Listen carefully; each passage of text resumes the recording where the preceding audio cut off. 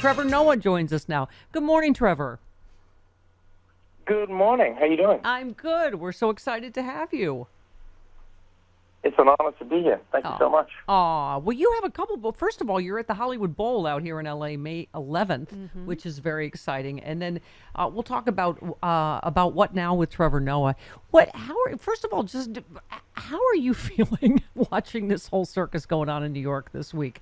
Do you miss doing the Daily Show? I mean, it's really wild. I'm actually in Washington, D.C. doing shows right now, and I never thought I would travel to D.C. to get away from the chaos that's affecting America. It's really wild because New York has turned into a full-on circus right now, and America is in a really strange position where, at the same time when everyone's preparing for a presidential race, one of the races might end up in prison. That's a strange place to be in for any country, I think. So, it's been quite a circus to follow. Well, aside from being hilarious, Trevor, your background is so interesting. Obviously, author of the #1 New York Times bestseller, Born a Crime, Stories from a South African Childhood. One of the things I hear all the time, and I want to get your take on, because I'm sure you do too, is people around the world just cannot believe this. They just keep asking, how is he allowed to run? Why is he not in prison? What do you say to people that you talk to around the world? Well, the one thing I'll say is this. I know this is going to sound strangely counterintuitive, but in many ways, this is a great example of America working well. Because I don't know many other countries where a former president would be held accountable for anything, So, on the one hand, I see people panicking and saying, like, this is the end of America. And I go like, well, actually, it shows that America is a functioning democracy where, it really is right now showing that nobody is above the law, which is what it's supposed to be. And, how it turns out or how it pans out, nobody knows. But I don't know, in a strange way, you only know that a system is working when you actually put it to the test, right? So how do you know if the elevator brakes work or not until the cable snaps? I guess now we'll find out. I guess, unless he gets away with it all, then. But I mean, he's already been adjudicated a rapist and a business fraud, and he's still, obviously the Republican nominee. I mean, that's why it puts the media in a bind, doesn't it? Because It really does. It really does. Because in many ways, I've always said that, Trump is like a black light on American democracy in that he's exposed many of the parts of America's system that people have for a long time taken for granted or ignored. And I mean, when it comes to the media, they really are in a strange situation because now, the person who they in many ways propped up is now in a position where they have to treat him with a level of reverence that doesn't really work in an environment where somebody is on trial for all the things he's on trial for. So now it's really going to be a test of the media. And I'll be honest with you, I don't know that they're fully up to it because they're always battling, their unquenched thirst for ratings with their need to actually be good journalists. So it's going to be an interesting time. Well, that's why I was so thrilled to have you on this morning. We had a listener recently, a caller, just say, I only go to comedians to get my news now. I only go to late night comedians. And I hate to say it, Trevor, but you and all the rest of the late night comedians are doing a better job, telling the truth, holding Trump's feet to the fire, talking about how ridiculous this all is. I mean, isn't that that's kind of? Well, I wouldn't be quick to take credit. I don't think as comedians it's that we're like better people or anything.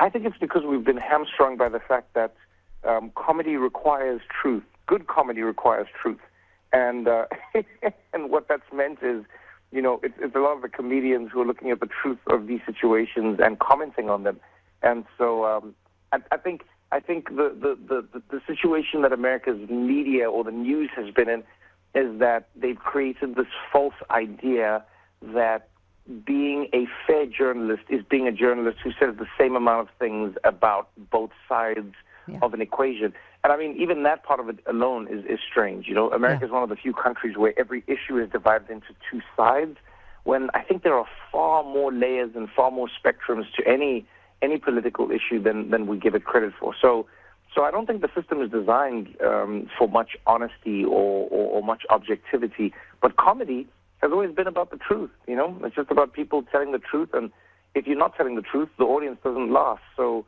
it's a really dangerous and honest space to be in, which is why I think not everyone can do it, and which is why comedians both love and hate it. And I think that's why, it was the joke that not only killed what was heard around the world at the Oscars when Jimmy Kimmel said to Trump, isn't it past your jail time? But it blows. That joke, there's so few jokes that make you laugh out loud. That joke was fantastic. I mean, we laughed so hard watching that joke. It was amazing. Well, because, Trevor, here what we're seeing what's happening in the courtroom. And it's like the 8th grade boy in all of us, isn't it? It's like David Pecker. There's Pecker jokes. He's farting. Like, it's just, and then, but, I want to get your take on, should they keep putting these microphones outside? Because then he goes outside and just lies and lies and lies, and I don't know how else you cover this, but his lies are hitting the light of day in a courtroom where you cannot just lie. You have to have... Well, I've never understood why... I guess I do understand it for ratings, but I've never understood why the news in America gives Trump a microphone that is connected to a live feed. Yes. I think there's nothing wrong with having an interview, and there's nothing wrong with capturing the words of a person who is now a former president, but you can always wait and see, Mm-hmm. I mean, even TikTok has an edit feature. I don't understand why the news doesn't adopt the same idea. Yes. Just watch it, see if there's anything that's worth reporting to the American people, and then go from there. That's right. Trevor, CNN the other day, Trevor, just, literally cut back and went, well, obviously none of that was true. I mean, that's one way to do it, to air it and then immediately say none of that was true, or not air it. But let's talk real quick. I know you have to go. Let's talk about, because I know we're so excited to see you here at the Hollywood Bowl May 11th, but what now with Trevor Noah? I love how it's described. It'll go deep with special guests, including entertainers, CEOs, actors, athletes, thought leaders, the kind of conversations that happen behind the scenes, full of radical candor, authentic back and forths, honest reactions. We always say that, Trevor, that before we go on air, sometimes are the best conversations when you aren't on air yet. And this feels like it has the feel of that. Well, it's funny you say that, because that's exactly what I'm trying to do, is I'm trying to capture, with as much authenticity as possible, the conversations that I have when I'm not, quote unquote, going on air. And I think we're losing that in society, and it's something that I'm trying to hold on to with all my strength, is the honest candor that we have with each other as people when we're trying to navigate some of the stickiest issues. Yeah. We're not living in an easy world. We're not living in a world where people are becoming less polarized. But I do think we should work a little bit harder to have conversations that are sticky, because from that stickiness comes truth and comes an understanding. So my podcast is all about trying to find that. It's understanding that no conversation that's worth having won't have any rough edges to it. But, if you get over those rough edges, you never know where you find yourself. And that's what I'm enjoying doing on every single episode. For instance, I think you dropped an F-bomb earlier in the conversation and may have lost me my FCC license, but it was worth it to meet you. And so that was... Me? That was a raw, real conversation. And what a thrill to meet you, Trevor. Best of luck. Can't wait to see you out here at the Hollywood Bowl. We'll talk soon, I hope. Thank you so much. Thank you so much for having me. You too. Thank you. All right, there he goes.